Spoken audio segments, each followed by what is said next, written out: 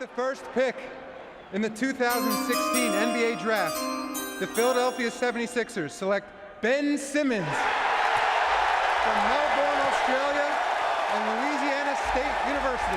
Decade, maybe once in a lifetime type player, able to make everybody better. He's got that head up, he's looking at all times. I mean, sometimes it looks like he's got eyes in the back of his head. Simmons, they cleared out for him. Tapping his way in. Spins on Gallinari, gives it up. Oh, he was right there. And a foul as Thibault goes to the basket. Boy, Simmons, uncontested, had a layup, but he leaves it for Thibault. It wasn't supposed to go down like this for Ben. Just a few years back, he was regarded by many as a generational talent and was getting compared to the likes of Magic Johnson and LeBron James. Not only that, but as his career began, it only seemed like it was going to be a matter of time before Simmons would eventually break out into a franchise superstar. But here we are in 2023, and Simmons now looks like a complete shell of his former self. So how did we get to this point? And where did it all go wrong? To answer that question, we need to start back at the beginning. In 2015, Simmons was the unanimous #1 recruit coming out of high school, and at LSU, he put up some insane stat lines to further prove that he would be the best prospect come draft night.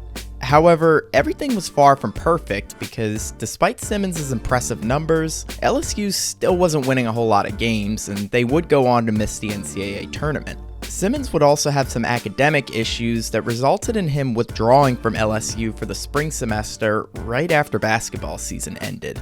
This, along with his lack of aggression as the season progressed, caused some draft analysts to question if Simmons would ever have the attitude and motor to live up to his potential. But despite their concerns, Philadelphia still decided to take the risk and selected Simmons with the first pick in the draft, as his size, athleticism, and playmaking ability was too much to overlook, making his potential as a two-way star undeniable. Unfortunately, Philly fans would have to wait a full year before they could even see Simmons in action because on the 76ers' final day of training camp, Simmons rolled his ankle and an MRI later revealed that he had fractured his foot, which would leave him sidelined for the entire 2016-2017 season. Simmons would actually make his debut in the 2017-18 season, and right off the bat, Simmons proved why he was the #1 pick, as he immediately started playing at a near all-star level, with averages of 16 points, 8 rebounds, and 8 assists a night in his rookie season. Philly finished the regular season with a 52-30 record, and for the first time since the Allen Iverson days, the 76ers were finally heading in a great direction. They would go into the playoffs dominating the Miami Heat in the first round before falling to a young, up-and-coming Celtics team in round 2. And while Simmons had a pretty strong playoff performance overall, this was the first time that his inability to shoot the ball really hampered his team's performance, as in Game 2 against the Celtics, Simmons scored just 1 point on only 4 shot attempts, en route to a 5-point loss. Now, of course, that was just one bad game, so I can't judge him too much yet. However, it highlighted an issue in Simmons' game that would be a massive problem for years to come.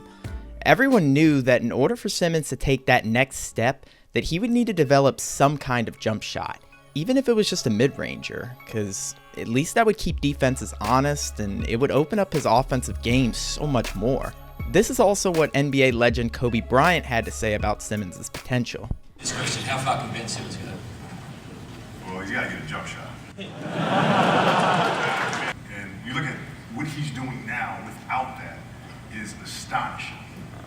I don't care if you have to lock yourself in the gym 10 hours a day. If this kid gets a jump shot, it's a serious problem. Okay. A serious problem. Kobe was 100% right in saying that the sky's the limit for Ben, but he had to put in the work. And unfortunately, Simmons didn't listen to any of this advice, as the following year, he took even fewer jump shots than he did in his rookie season, and for the second year in a row, he didn't make a single three-pointer. However, 2019 was still a big year for the Sixers as they made some major midseason acquisitions, acquiring a disgruntled Jimmy Butler from Minnesota, as well as Tobias Harris, who was in the midst of an all-star level season before he was traded. Combine that with Simmons putting up similar numbers while being named to his first All-Star team, and Joel Embiid taking another leap offensively, going from 23 to 27.5 points a night, this team had serious title aspirations, and they finished third in the East with a 51-31 record.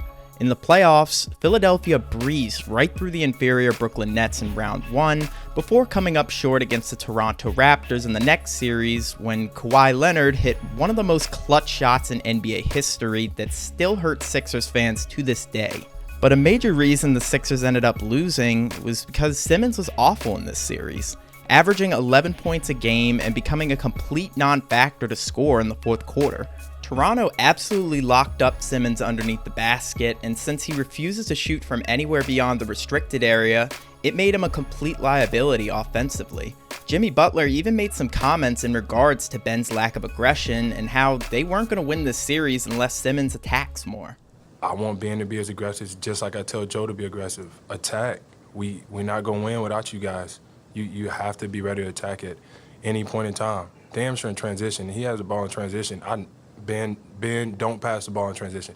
Attack every single time. That's how we're going to win this game. Fast forwarding to the offseason, Jimmy Butler gets sent to the Miami Heat in a sign and trade after reportedly not being offered a max extension from the 76ers. So in order to replace him, Philadelphia handed out 3 massive contracts that summer. First, they re-signed Simmons to a rookie max extension, and they also brought back Tobias Harris on a 5-year contract worth $180 million. Finally, they also signed Al Horford to a 4-year contract for over $27 million per year. And on paper, the 76ers kind of seem like a clunky fit, since there's not really a lot of spacing on this team with guys like Simmons who wouldn't shoot, Embiid and Horford who really aren't great three-point shooters, and the fact that both Harris and Horford had to play out of position with Embiid being on the team. But nevertheless, this is a roster that Philly had to work with, and as a result, they absolutely needed Simmons to step up as a shooter if they were serious about competing for a championship.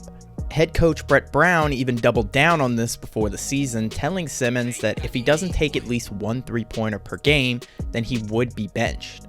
However, this turned out to be an empty promise, because yeah, Simmons was taking a few more threes towards the beginning of the year, and even made some of them, but it wouldn't take too long until he started reverting back to his old habits.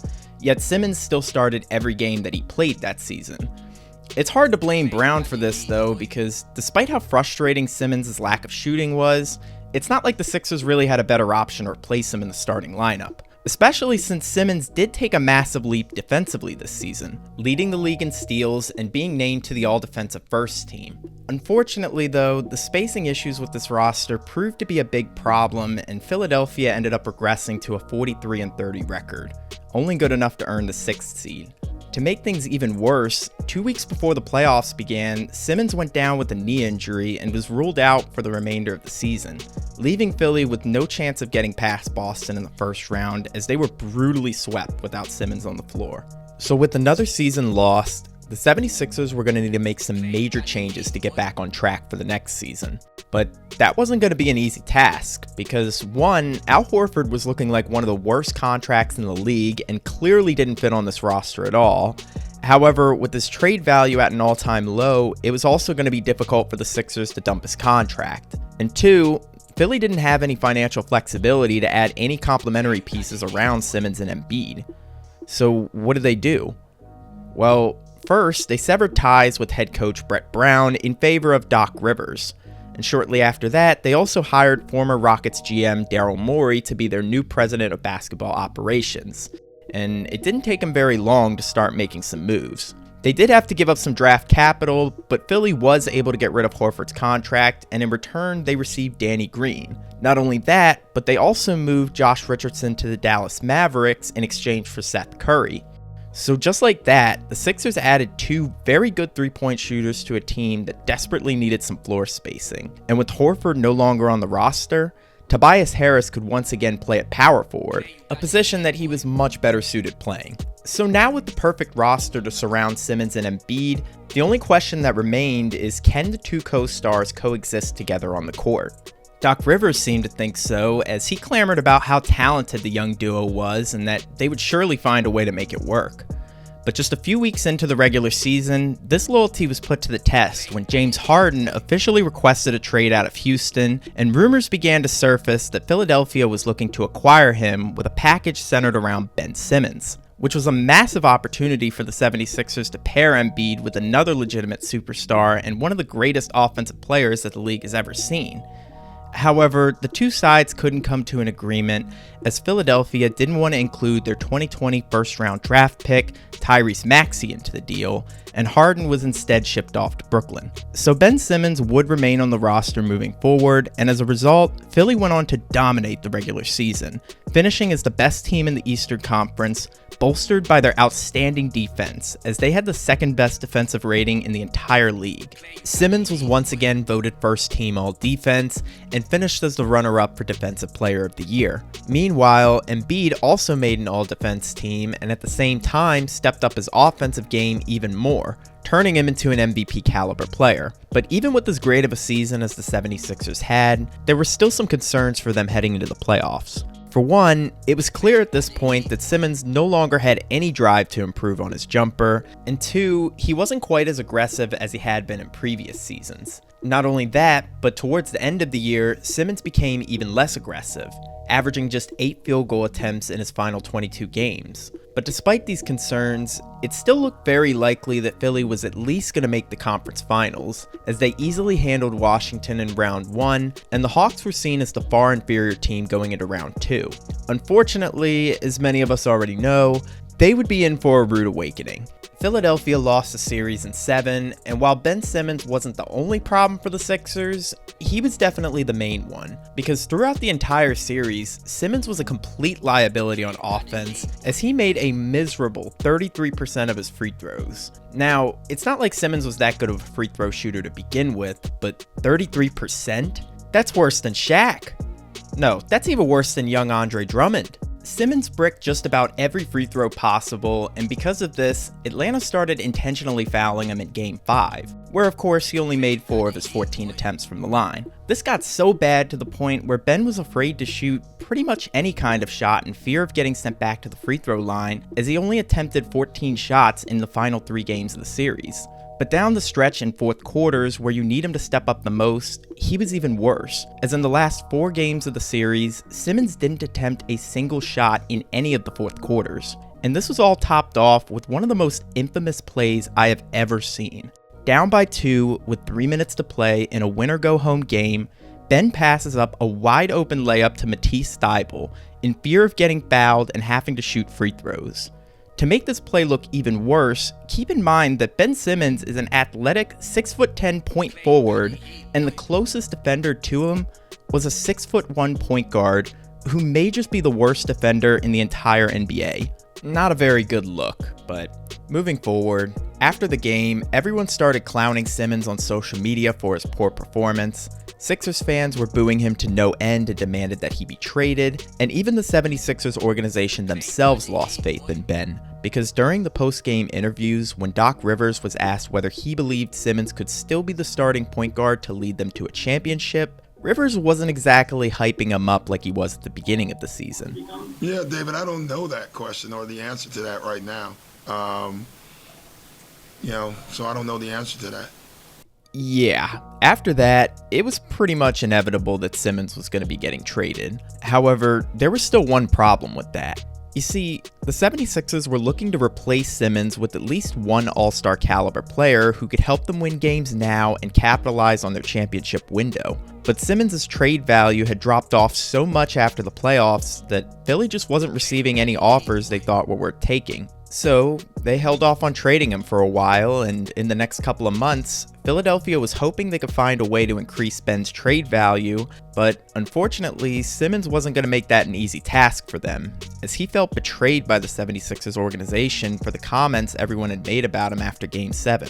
So not only did Ben want out of Philadelphia at this point, but he also took it even further, claiming that he would never suit up for the Sixers again, regardless of whether he gets traded by the beginning of the season or not. And with the 76ers unable to find a trade partner for him by October, Simmons followed through with this claim, sitting out for the first couple months of the season, and for a while, it looked like Philly would end up being stuck with Simmons for the entire year.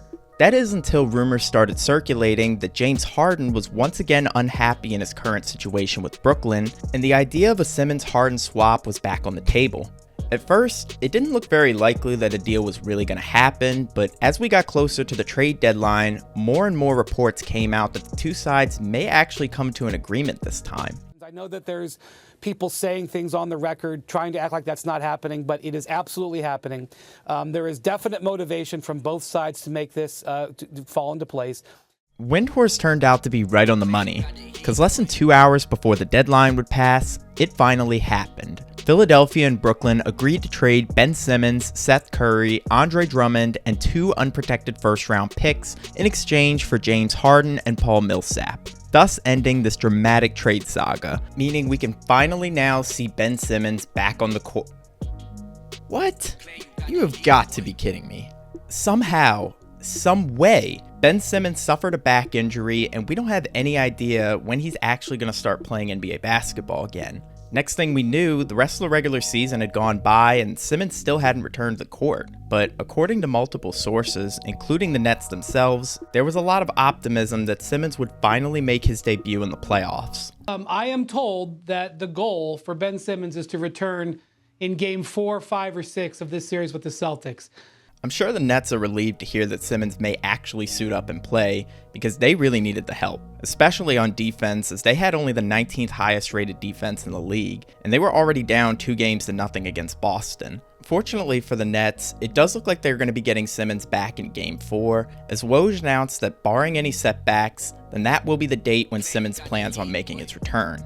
Now, that's cool and all, but what's weird is that Simmons is saying he'll come back to play Game 4 on Monday. However, this report came out on Friday, before Game 3 was even played. So if he's saying that he's fine for Game 4, then why isn't he playing in Game 3? He also said barring any setbacks, which is basically him saying he's not going to play if Brooklyn goes down 3-0. And sure enough, they would lose Game 3. So of course, this is what we would end up hearing the next day. The Nets have ruled out Ben Simmons for Game 4 on Monday. He and the Nets had planned that he would play Game 4. I'm told that Ben Simmons came to the facility this morning, told the Nets that he was experiencing back soreness again after yesterday's workout. Wow. So after all this talk about how Simmons is finally coming back, our guy Benjamin has once again found a way to do nothing but disappoint us. And don't get me wrong, I'm not suggesting that Simmons faked this by any means, because he did actually have back surgery in the offseason, but come on now, you can't say that you're going to play Game 4, and then when it's actually time to play, it's, oh, sorry, my back hurts. Like, what? Just say you weren't going to play in the first place then. But to be honest, it probably wouldn't have mattered if Simmons had played anyway, because what kind of production are we really expecting from him on the court?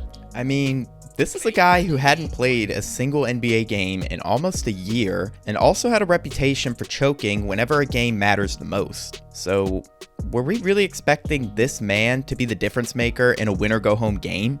Probably not. Regardless, Brooklyn would still lose Game 4 without Simmons, giving them a pitiful end to one of their most interesting seasons in franchise history. Then of course, we get into the offseason, where Kevin Durant requests a trade from the Brooklyn Nets. Now, I won't really go super in-depth with this topic, since it did just happen this past summer and should still be fresh in our minds, but to quickly summarize, Kevin Durant asked for a trade from Brooklyn. However, a deal never went through, mostly because of what I pointed out in this video here about how the value of star players had become so high that it essentially broke the trade market altogether. So Durant really didn't have any other choice than to stay with the Nets, which leads us to this season. Ben Simmons is actually coming back this time, and we're finally going to see what this roster is capable of now that they're fully healthy. Although the start of the season was anything but good for Brooklyn, as they look like one of the worst defensive teams in the entire league. And Simmons, who was supposed to be this star-level third option, just didn't look good at all. Like, when his team was on offense, it was very obvious that Simmons wasn't trying to score at all unless it was a wide-open layup. Otherwise, he wouldn't even be looking up at the rim. Like, I already knew Simmons wasn't going to be taking any jump shots, but I thought he would at least try to attack the rim, since he's done that pretty well in the past, but I guess not. And although Simmons definitely looked better defensively than he did on offense, he still had some issues with that side of the floor as well. The main problem was he couldn't stop fouling. Through his first 15 games, Simmons fouled out in 4 of them, and averaged 4 fouls a night, which was the second highest average in the league at the time. And I know Ben hadn't played in about a year and a half at this point, so it is understandable that he would be coming back a little bit rusty, but his return just wasn't anything close to what we were expecting from him. Things in general had gotten so bad for Brooklyn that they decided to fire Steve Nash not even 10 games into the regular season. Although this is a move that's actually worked out pretty well so far, because ever since Jacques Vaughn's taken over as head coach, the Nets have looked a lot better on both sides of the floor, and they've won 30 of their first 47 games under Vaughn. However, despite the team playing better, Simmons is still struggling to find his role on the team, because even though his averages have slightly improved, Simmons' lack of aggression is still evident, and his shooting deficiencies continue to make him an offensive liability. In addition to this, Simmons has been horrific from the free throw line this year. Typically, he shoots around 60%, but this season he's only made 44% of his free throws. For reference, out of everyone who's had at least 50 attempts at the line this season, Ben ranks almost dead last among them in free throw percentage. This is a massive problem, because with him shooting that poorly from the line, combined with his lack of scoring, then how are the Nets going to be able to depend on Simmons playing heavy minutes in the playoffs? Especially in fourth quarters, because I don't think you can. Add in the fact that Simmons hasn't been able to stay healthy, and Kyrie Irving suddenly being traded a few days ago, I just don't have high hopes for the Nets this season, or moving forward, because if they get bounced in the first round again, then we all know that Kevin Durant will be coming right back with that trade request this offseason. I hope they can get everything together before that happens, but wait, what? Okay, never mind.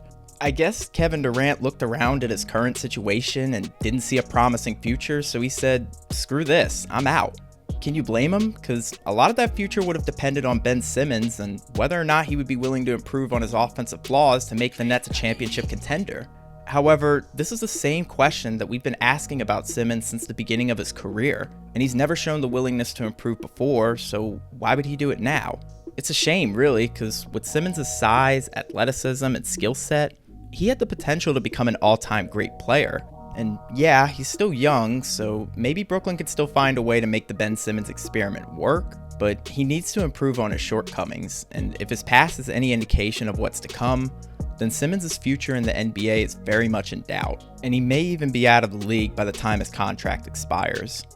Alright guys, that'll do it for today's video. I hope y'all enjoyed. Don't forget to leave a like if you did. And next video, I'm going to be returning to my most hated player series. So subscribe if you're ready for that, and comment down below who you think it'll be. I'll even give you a hint.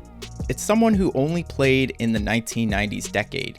Not the 80s, not the 2000s, just the 90s. But until then, my name is T Pointer, and I'll see you all next time.